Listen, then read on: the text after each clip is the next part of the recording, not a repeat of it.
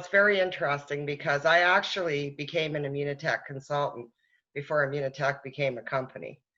So I met Dr. Bounous about December 1st of 1996. And Dr. Bounous was still at McGill University working.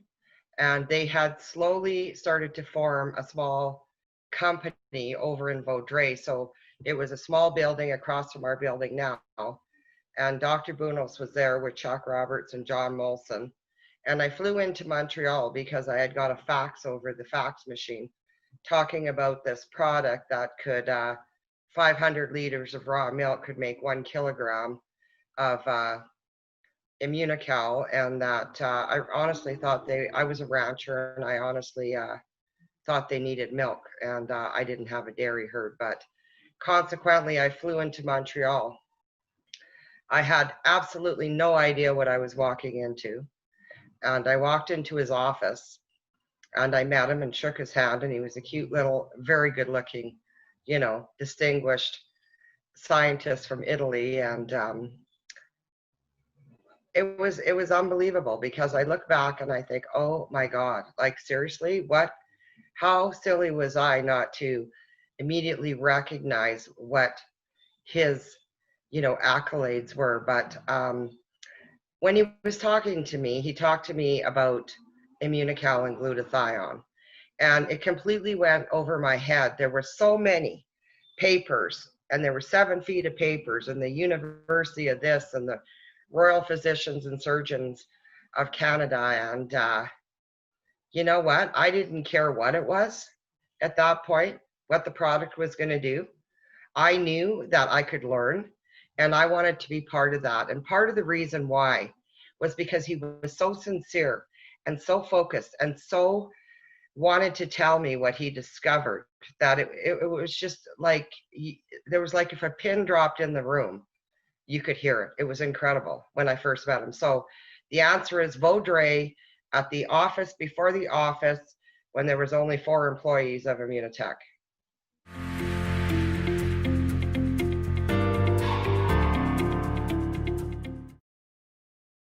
There's so many.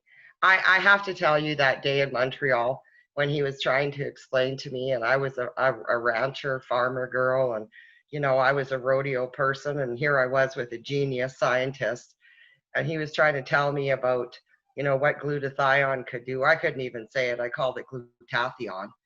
And he would be going, no, glutathione, with his Italian accent. And I said, well, what is it? What is it? And so anyway, he took, I'm going to show you this because this is all we had. So this was a canister that was taken right out of Montreal General Hospital, and I still have it. This is unopened. It's 24 years old. So we opened up the canister, and I said, well, how do I take this stuff? And Dr. Bounous was really quite a joker, so he didn't have any water there to show me. So he opened up a can of Sprite, and he put the water in the glass, and then he scooped out the Immunocal from one of these, and he put it in Sprite. Now, we all know that Sprite's not good, but it was so hilarious because it was just like great big globs.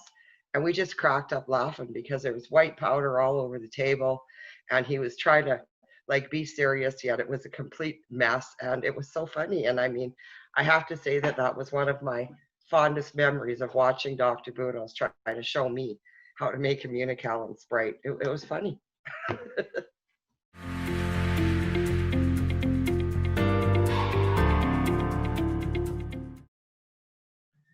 So this was an extraordinary, passionate, sincere person who was a complete genius and driven for life. And he really believed that food, that real natural food, could make a difference of health in the people globally. And he really believed that glutathione, or his invention with Dr. Kongshaven, could literally bridge the gap between traditional and alternative medicine.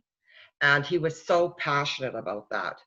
And his genius was amazing. Like, I mean, he really was a genius. He was a person way ahead of their time, you know, in terms of nutrition and things like that. And he knew what he was on to, but he just had to make the world believe him.